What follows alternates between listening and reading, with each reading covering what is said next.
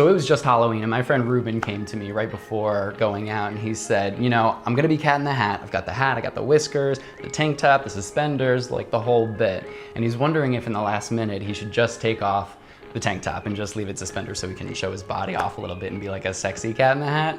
And I just looked at him like, Ruben, are you serious? Just wear the tank top. Why do you have to like show your body off? And I realized I was getting like really judgmental, like my stuff was getting stirred up. And it's one thing to assess maybe a little bit of where that comes from, this tendency for us as gay men to want to go to the sexy costumes.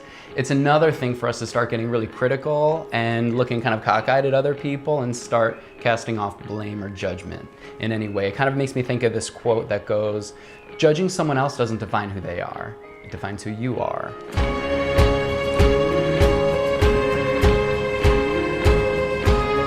If we think about our culture, our society, our country is deeply rooted in these puritanical beliefs where it basically says, you know, anything that's outside of the context of sex for the sake of procreation is gonna be really wrong, is gonna be really evil, especially when it's two guys having sex, forget it.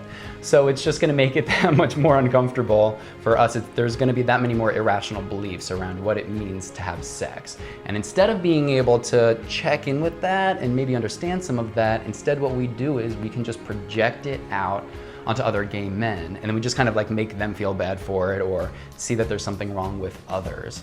You know, it kind of makes me think about like how I can be really critical, judgmental of my friend with his Halloween costumes or any of these sexy Halloween costumes, you know, about maybe like Instagrammers and how easy it is for us to judge people who are just revealing so much of their own bodies, or maybe even when some of our friends tell us about some of their own sexcapades, you know, how much we might kind of roll our eyes with our own criticisms. And actually I think a really great example is not too long ago, the head of a major HIV/AIDS organization, even here in LA, came out publicly against PrEP, which is a safer sex practice. It's a medication that helps reduce the likelihood of becoming positive if we're negative. So it's this tool that can be really useful for us. And the head of this organization came out against it, saying that gay men are just gonna use it as a party drug. Basically kind of saying that we're just gonna be a little bit more sluts and just have that much more sex and take more risks. And, you know, when we can even just view that as a really, really great shining example about how easy it is for us to turn on each other, how easy it is for us to just be critical and judgmental of each other, then that's something that we want to take stock of. And we need to see if there are other opportunities of dealing with some of it. So there definitely are some issues that come up around sex within our community, like let's call a spade a spade.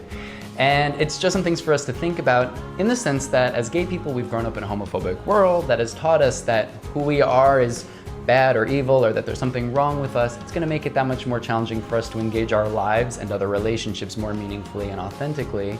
So then what we can easily do is use sex as a way of feeling connected to other people, but just through that one way, we're putting it on hyperdrive.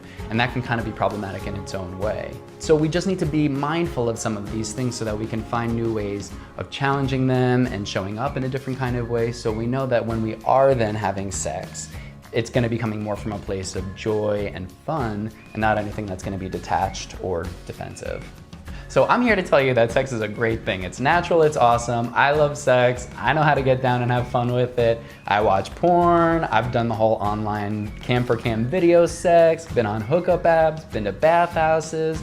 I've got some stories I'm not gonna get into right now, but when I do with some of my friends, it's always so funny for me because I can see this look on their face where it's the same reaction where it's like equal parts horrified and then just fascinated and intrigued, and they've got so many questions, and I can kind of see this glimmer in their eye as if I've just given them permission, this like license to start exploring their own inner freak and consider what they might be able to do too. And that can be fun for them, you know? And if that in any way kind of can open the door for you too, then great. That's the point of this. That's my intention here. So of course we need to be a bit mindful about the intention behind the sex that we're having. And like I said before, if we're using it as a way of detaching from other meaningful or more authentic experiences in life, then we might want to reconsider that.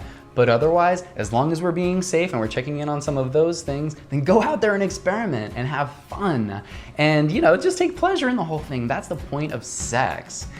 And when we're able to do that, then we're just gonna beat ourselves up less. We're gonna have a little bit more patience and kindness and gentleness with ourselves and break down our own shame. We're also gonna be less critical and judgmental of other people too. We can stop the slut shaming. and we can begin to kind of embrace ourselves more. And that's the point of homophobia, is to come into our community and have us divide and separate us and turn ourselves on each other.